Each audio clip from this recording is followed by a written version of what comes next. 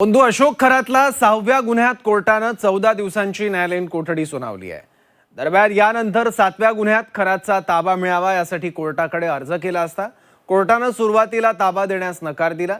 दरम्यान यानंतर सरकारी वकिलांनी खरातला तुरुंगात धोका असल्याचं सांगितलं आणि त्यानंतर कोर्टानं 7व्या गुन्ह्यात खरातचा ताबा एसआयटीकडे दिला।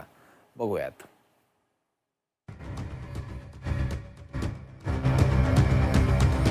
6व्या गुन्ह्यात खरातला 14 दिवसांची न्यायालयीन कोठडी।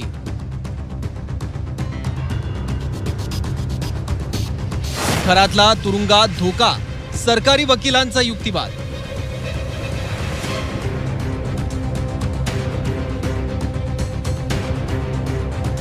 युक्तिवादानंतर 7व्या गुन्ह्यात खरातचा ताबा एसआयटीकडे। महिलांच्या लैंगिक शोषण प्रकरणासह अनेक गुन्ह्यात अशोक खरात गजाआड आहे।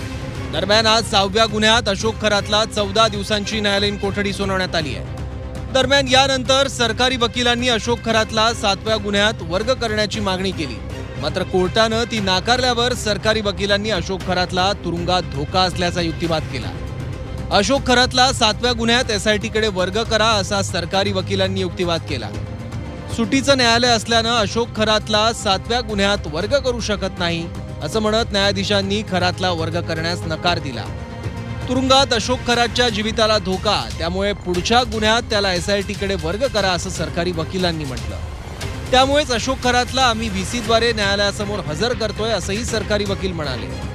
अशोक खरातला नेमका कुठे धोका आहे असा सवाल न्यायाधीशांनी केला। दोन्ही ठिकाणी अशोक खरातला धोका असल्याचं सरकारी वकिलांनी सांगितलं। मागील सर्व गुन्ह्यात खरातला न्यायालयीन कोठडी मिळाल्यावर लगेच पुढच्या गुन्ह्यात वर्ग करून खरातचा ताबा घेतला असं सरकारी वकील म्हणाले। आरोपीला फक्त कागदपत्रांची पूर्तता करण्यासाठी तुरुंगात नेतो, अर्ध्या तासानंतर आरोपीला एसआयटीकडे सोपवलं जातं असंही सरकारी वकील म्हणाले। सरकारी वकिलांचा युक्तिवाद ऐकल्यावर 7व्या गुन्ह्यात न्यायालयानं खरातला वर्ग केला।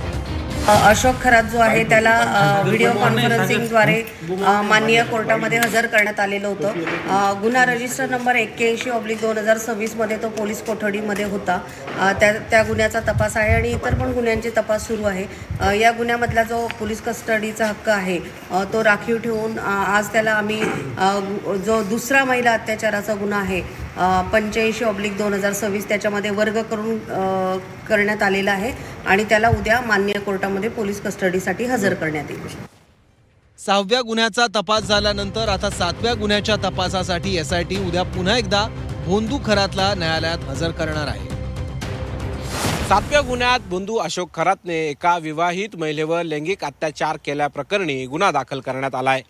या गुन्ह्यात अशोक खरातने माझ्यात देवी शक्ती असल्याचा दावा करत माझं ऐकलं तर तुझं भलं होईल असं सांगत अत्याचार केलाय। अत्याचार प्रसंगी या महिलेला काहीतरी गुंगीचं औषध आणि काहीतरी गोड पदार्थ खाऊ घालून अत्याचार केलाय। यावर नाशिकच्या सरकारवाडा पोलीस ठाण्यात गुन्हा दाखल करण्यात आलाय। यावर तपास आता एसआयटी करत आहे। अशोक खरातचे दिवसेंदिवस नवनवीन कारनामे समोर येत आहेत। त्यात आता त्याला पुन्हा एकदा न्यायालयीन कोठडी सुनावण्यात आली असून 7व्या गुन्ह्यात वर्ग केलं। त्यामुळे उद्या पुन्हा त्याला कोर्टात हजर करून त्याच्या पोलीस कोठडीची मागणी करण्यात येणार आहे। सागर गायकवाड, झी 24 तास, नाशिक।